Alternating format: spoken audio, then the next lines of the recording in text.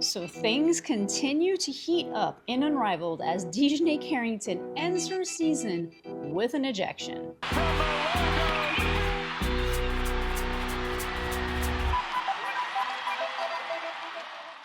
So I did want to go over the Unrivaled game last night, as a lot of stuff happened, but I do want to make another video soon because there is a lot of things going on in the Indiana Fever with Sophie Cunningham, with the sellout of the United Center Fever Sky game, which is kind of crazy. But for now, let's go over last night of Unrivaled. So there were some highlights to both games. The Lunar Owls versus the Mist, which was a plain old butt whooping, and the Rose versus the Vinyl, which the Rose pretty much did the same to the Vinyl. It's my personal opinion that they just skip the rest of the games and go straight to a Rose versus Lunar Owls final, of which I would predict the Lunar Owls to win. But remember, the Rose is the only team that has beat the Lunar Owls, so there is a chance that there could be an upset. But before we get into the game and the recap, let's just get a little bit into the explosive aspects of both games. So first of all, Dijonai Carrington and Shakira Austin, they were kind of battling it out. Shakira Austin gives this nasty block onto Dijonai Carrington.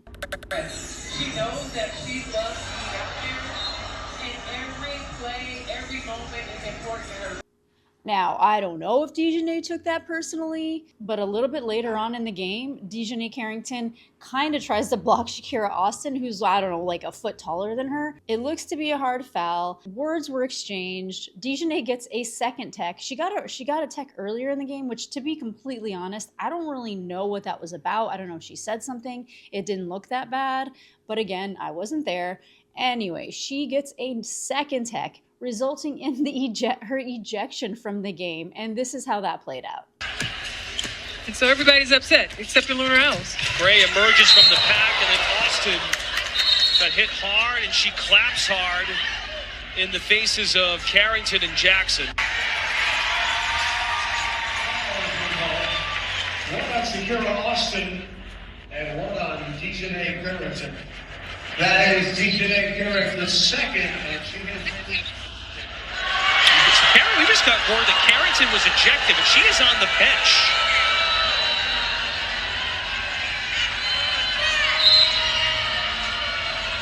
Okay, now Blanca Burns is coming over to let her know she's got to go.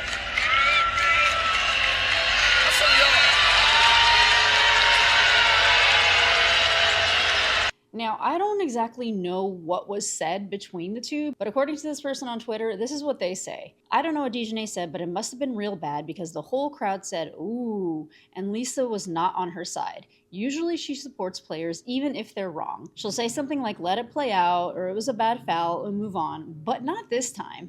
And I was watching the game, and they are right. Lisa Leslie was a little miffed about whatever the situation was. She did not seem to like what was going on.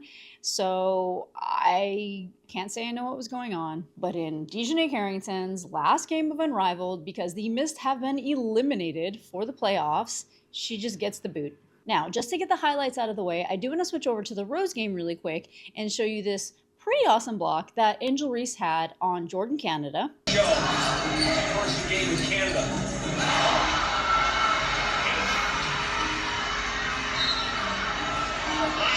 Now, it would be really nice if Angel developed a spin move like fadeaway or spin move to the layup. But apparently, according to a lot of people, Jordan Canada hit her hand, so she wasn't really able to make any maneuvers. But maybe that's the next session with Lisa Leslie.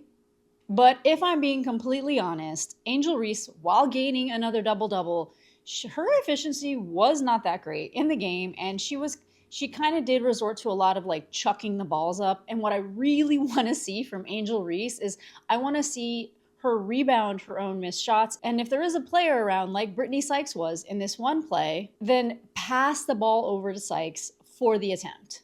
I did hear the commentators at one point say that Angel Reese wants to have more assists than Chelsea Gray, which I don't really see that in her near future, to be completely honest. But hey, you know what? If she can get better at assists, then I'm all for it. Because, rebounding your own shots and missing and missing and missing, it's not the best look. But let's move over to Chelsea Gray, who astonishingly shot 8 3-pointers in this game. And yes, I know people are going to say it's 3v3, it's not 5v5.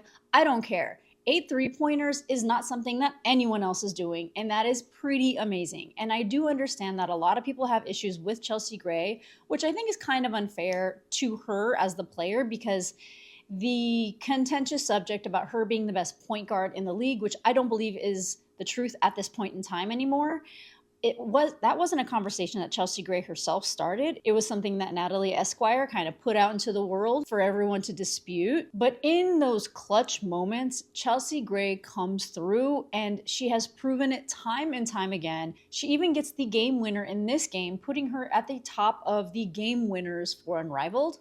And while we're in the Rose Vinyl game, let's just do a quick little recap. Basically, the Vinyl stunk it up. Ryan Howard went 2 for 20. I don't even know how that's possible. And that's just what she did in the field. She went 0 for 8.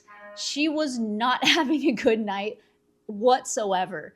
Dearica Hamby and Aaliyah Boston were the only ones that were coming through with consistent points. And it didn't look like Aaliyah Boston was having the best night, but she was only in for 11 minutes and she scored 12 points. While Dearica Hamby was in for 15 minutes, she also scored 12 points, but her efficiency was a lot lower. But that's also because she's kind of tasked with kind of carrying the Vinyl team, especially last night. And, you know, she was going up against Angel Reese. I think she did a pretty good job, because the fact of the matter is with Angel Reese's size, she's very hard to guard, especially in the 3v3 format. When you don't have a lot of help, there's a lot more space to maneuver. But they were 31% from the field as a team, which is pretty abominable, and 0% from the 3. While the Rose, again, Chelsea Gray getting those 8 3-point shots. She went 8 for 13 at the 3, which is awesome, which is so good. She was 12 for 24 in the field. I mean, I gotta give it up for Chelsea Gray. I really, really do. Angel was in for 13 minutes and she went 5 for 13. There was a point where she did fall down. She comes up like holding her wrists. And if you aren't aware, she did have a wrist injury last season. So a lot of people are wondering if she has been re-injured. I don't think she was. I think she just fell hard. And knock on wood, hopefully she wasn't injured. But that was also something that happened. Azure Stevens, she was good. She got a little steal there. She was in for 9 minutes. She scored 8 points. And Lexi Hull, she was not the most efficient. She did get this little bucket though. Now, was she going for the bank shot? I don't know, but she did go 2 for 6 in the field and 1 for 4 at the 3. So come on back over to that W, Lexi. Cece's gonna get you some open looks. Well, let's switch over to the belt that the Lunar Owls did to the Mist. Now, this is interesting because it was none other than Breanna Stewart saying, "You cannot be a GOAT without a ring." And while this is a new format, there are no rings per se in Unrivaled. Breanna Stewart, who has been, one of the best players of the WNBA, gets put on a team that does not have a lot around her, like, say, a Caitlin Clark on Iowa, and her team is in the bottom 2 and has been eliminated from the playoffs in Unrivaled. So it's interesting how she puts the ring factor into the GOAT conversation when she herself, in her own league, is at the bottom of the barrel. Listen, I love Stewie. I love her so much, but when you say things like that, there's a bit of accountability, and that's all I'm doing here. I think that Stewie is a great player. I think she definitely needs to go back to the W in the 5v5 format, because as time went on in Unrivaled, she unraveled. And this game was just block after block after block. They lose by almost 40 points. I'm kind of tired of giving Napheesa Collier all these props because she comes away with 29 points and she stuffs the stat sheet, just stuffs it. And every single player on the team was in double digits in their points. Every single one. For the Mist, Rakia Jackson did come away with 22 points, so she showed up for the Mist.